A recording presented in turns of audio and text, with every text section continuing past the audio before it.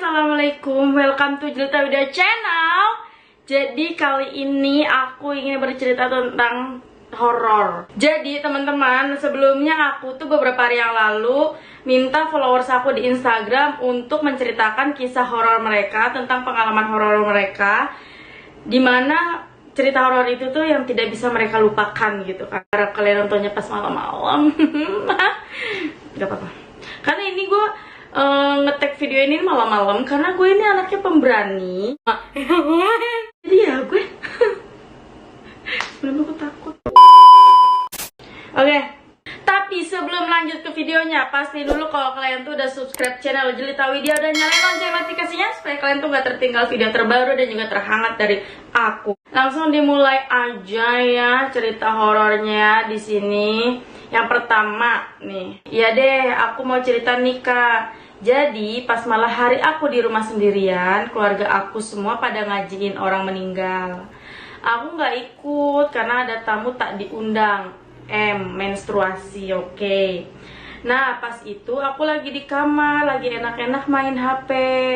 Tiba-tiba air galonnya jatuh sendiri. Dan itu masih benar-benar masih full airnya karena habis beli. Ya udah, aku angkat lagi, taruh di deket meja tuh kan. Tiba-tiba keran air kamar mandi kebuka sendiri. Berasa samping gue samping gue kacau, gue kira ada sesuatu. Aduh. Tiba-tiba keran air kamar mandi kebuka sendiri. Padahal nggak ada orang dan ada bau bunga melati pasti. Gue sendirian di kamar. Aduh gue penakut. Bau bunga melati pas itu aku takut banget. Tapi aku yakin sih itu anak kecil. Dari mana lo tahu itu anak kecil? Nah setelah itu aku diganggu lagi, lampu kamar aku dimati nyalain. Emang bener-bener pengen ngajak berantem. Kacanya kering. Baru pertama males, pengen ngajak berantem. Terus aku bacain ayat kursi dalam hati, udah nggak ganggu lagi. Alhamdulillah. Alhamdulillah. Gue parno juga nih di sini sendirian. Ai temenin Ai. Sini cepetan. Sini. Kan ada Mbak. Cepetan. Aku juga pernah dijailin kayak gitu. Jadi jelek banget muka lu. Nah lagi nih ada yang cerita lagi. Assalamualaikum kak, ini ada foto adik aku yang di fotonya ada yang ganjil kak. Jadi ceritanya aku lagi ngaji jam 8 malam. Adik aku di rumah sama mama aku. Mereka foto-foto bareng dan gak sengaja ada yang ke foto. Lihat deh kak fotonya. Sumpah gue merinding, gue gak berani lihat fotonya demi apapun. Lagi, aku punya satu kejadian. Jadi ini dulu pas aku kelas 8 SMP kalau nggak salah. Nah jadi awal mulanya tuh mama aku sore-sore pergi main ke tempat bibi aku. Terus aku sama adik aku lagi di rumah. Nah habis kami mandi jam 4:30 kalau nggak salah, aku pergilah sama adik aku nyusul mamaku ke rumah bibi aku. Terus jam 5:30 gitu aku sama adik aku disuruh pulang karena adik aku mau ngaji. Jadi bapak aku tuh kerja bengkel, kalau pulang tuh sore, nggak nentu sih, kadang jam 5, jam 6 sore gitu, tergantung kalau udah pada kelar semua kerjaan. Nah kebetulan bapak aku tuh pulang mau azan maghrib gitu. Terus adekku kan udah pergi ngaji tuh, dia pergi pakai motor Vario. Terus bapak aku habis mandi, sholat, bilang ke aku katanya mau pergi tahlil. Nah di situ aku sendiri di rumah. Aku baring di ruang tamu nyalain TV sambil main HP, jadi aku nggak lihat ke TV, hehe. Maksud aku gitu tuh biar nggak senyap gitu di rumah sendirian. Pintu depan kan aku buka dikit lah. Nah pas jam 6:30 kurang kalau nggak salah tuh ada suara motor. Lanjut ya aku potong, oke. Suara motor Vario yang ada aku pakai ngaji tadi. Nah posisi aku tuh kan lagi baring tuh di ruang tamu. Aku masih be aja sambil main HP. Terus adekku salam kan, Assalamualaikum. Terus aku jawab salamnya, tapi aku sambil main HP tuh nggak lihat ke pintu atau aku jalan keluar. Terus dia bilang, Mama masih tempat bibi kah? Aku jawab iya. Dia nyaut lagi, aku mau nyusul ikut enggak? Terus aku bilang enggak. Pas dia ngobrol sama aku, posisi dia nggak masuk tuh ke rumah, jadi di luar rumah kan. Aku di situ masih santai, be aja lah pokoknya. Terus nggak lama, aku nyusul ke sana, kan udah sampai rumah bibiku. Mamaku nanya, "Loh, adekmu mana?" Aku jawab, loh tadi udah pulang kok, katanya mau kesini." Mamaku jawab, "Nggak ada kok." Aku jawab lagi, paling lagi jalan. Aku jawab lagi, paling lagi jalan-jalan. Dan gitu aku pulang lagi kan, karena aku ke situ cuma tuker motor. Terus sampai rumah pas banget habis isya lah, ada suara motor yang adekku pakai ngaji. Dia salam lagi, tapi itu dia di depan pintu, aku lihat dia juga. Terus dia salam kan sambil naruh mukena di samping pintu. Terus aku tanya ke dia, "Loh, katanya tadi nyusul tempat bibi." Dia aku bilang gitu sambil kebingungan gitu kan. Terus dia jawab, "Mana ada, aku habis ngaji kok, aku ngaji terakhir, makanya pulangnya sampai habis isya." Aku dengar dia bilang gitu langsung bengong sambil deg-degan. Di rumah habis itu nggak bisa tidur. Terus besok paginya aku baru cerita ke mama. Tamat. Serem ibu. Gue pokoknya nggak mau. Gak bisa. Jangan sampai, ya Allah. Gini Kak ceritanya. Pas aku kelas 8 MTS, kan waktu itu aku mondok-pondoknya itu baru kejadian itu baru pertama kali. Gimana nih? Aduh. Gini Kak ceritanya.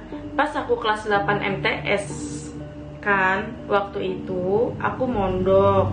Pondoknya itu baru kejadian, itu baru pertama kali waktu puasa sunnah kan.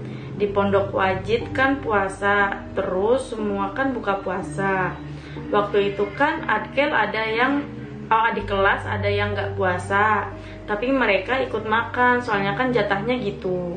Terus ada 5 anak kalau nggak salah gitu, kayak kerasukan semua. Bingung dong, kan baru pertama kan. Terus kan ada adik kelas juga yang bisa lihat, dia bicara kalau ada banyak makhluk kayak gitu Kak. Dan semenjak itu semua horor di pondok, sampai semua takut dan udah diruqyah tempatnya tetap.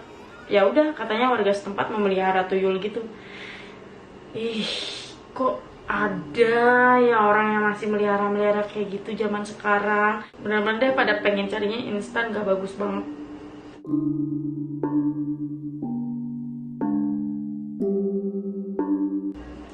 Ada lagi cerita. Kamar tidur aku nggak ada plafonnya, jadi langsung genteng. Ingat banget dulu pas Ramadan hari Jumat habis subuh, bau wangi banget, kata bapakku wangi kayu cendana yang nyengat banget. Kayu cendana itu kan kayunya orang meninggal. Terus sering banget jam 12 malam tiba-tiba bau busuk banget, kayak bau makhluk halus gitu. Soalnya makhluk halus itu kan ada ciri khas baunya ya. Sedih banget selalu diganggu sama bau-bau yang gak enak. Dipanggilin orang yang indigo, ya emang bener di situ ada penunggunya, hehe. Gak pernah ganggu sih, cuma agak parno aja kalau jam 12 malam sendirian di kamar tiba-tiba bau. Sumpah itu I know your feel. Stop. Aku tak mau lagi. Gue nggak mau ngomong banyak karena gue pengen ini cepet-cepet selesai. Gue udah takut. Ini udah jam berapa ya mu?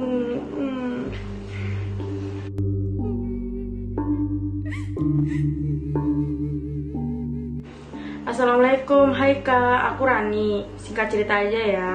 Jadi waktu aku di pesantren, aku ke kamar mandi sekitar jam 12:30. Dan aku ke kamar mandi itu sendirian, karena nggak ada yang mau nemenin, karena kondisinya juga sepi banget. Akhirnya aku ke kamar mandi lah sendiri. Dan pas aku mau nyiram, ada suara minta gayung. Akhirnya nggak jadi takut, karena saat itu aku pikir aku nggak sendiri. Dan pas aku ajak ngomong, tiba-tiba saluran air yang bawah ada darahnya. Kaget dong. Tapi disitu aku masih positive thinking karena aku pikir itu darah haid. Dan pas aku tanya, butuh bantuan gak buat ambil pembalut? Tapi gak ada jawaban. Terus aku iseng lihat kamar mandi yang di sebelahku. Pas ternyata di sebelah itu ada rok merah gantung. Akhirnya tanya sekali lagi, butuh bantuan gak buat ambil pembalut? Karena darahnya itu ngalir gak berhenti-berhenti. Karena semakin penasaran, aku beranikan masuk ke dalam kamar mandinya. Dan apa yang terjadi? Gue lihat ada cewek pakai jubah panjang warna merah, tapi kakinya bengkok sebelah.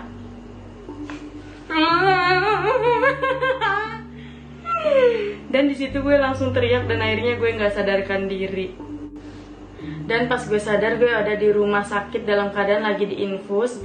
Dan pas gue tanya udah berapa hari di rumah sakit, ibu dan ayah langsung jawab udah 4 hari. Gue nggak sadarkan diri. Ya ampun. Demi apa ini gue sampai merinding, sampai deg tahu.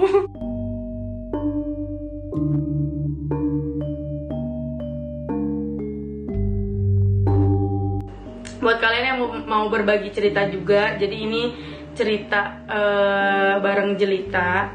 Jadi kalian mau cerita, kalian bisa DM ke Instagram aku Jelita Widiau. Jangan lupa juga untuk di follow. Jadi aku bakal sering-sering bikin konten curhatan kalian ke aku, cerita-cerita kalian ke aku. Nanti aku jadiin konten di YouTube aku. Oke semuanya, see you next video. Jangan lupa untuk di like, komen, dan juga share ke teman-teman kalian semuanya. Jangan lupa juga untuk di subscribe. Dan jangan lupa juga untuk di share ke sosial media kalian semuanya, agar channel ini semakin berkembang dan aku semakin semangat bikin videonya. See you next video, bye bye.